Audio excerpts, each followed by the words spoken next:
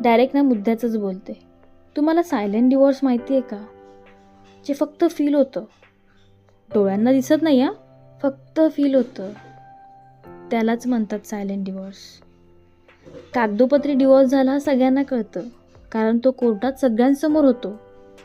पण हा silent divorce कुठेही होत नाही, ना कोर्टात ना कुटुंबासमोर. तो फक्त 2 माणसांमध्ये होतो, नवरा आणि बायको. सगळ्यांना माहीत असतं की त्यांचं लग्न झालं आहे, पण ते दोघं एकमेकांपासून किती दूर आहेत, किती वेगळे जगत आहेत, हे मात्र कुणालाच ठाऊक नसतं.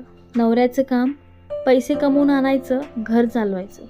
बायकोचं काम घर सांभाळायचं, परिवार आवरायचा, जेवण खावण करून द्यायचं, मुलांची काळजी घ्यायची. या दोघांमध्ये काहीच घेणं देणं उरत नाही. बाहेरच्या लोकांसाठी ते नवरा बायको असतात, पण एकाच खोलीत मात्र ते अनोळखी राहतात. सुरुवातीला थोडं ऑकवर्ड वाटतं, अवघड वाटतं, पण हळूहळू या आयुष्याची सवय होऊन जाते.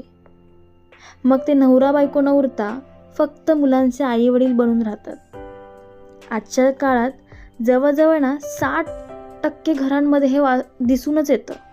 बाहेर कुठे फिरायला जाणं नाही, मजाक मस्ती नाही, फक्त जबाबदाऱ्या आणि समाजाच्या नजरेत लग्न टिकवल्याचं नाव. लग्नानंतर सुरुवातीची 1-2 वर्ष खूप प्रेमाने जातात, पण ते प्रेम नंतर संपून जातं.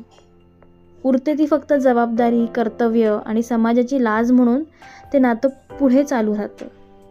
आणि ह्यालाच म्हणतात सायलेंट डिवोर्स.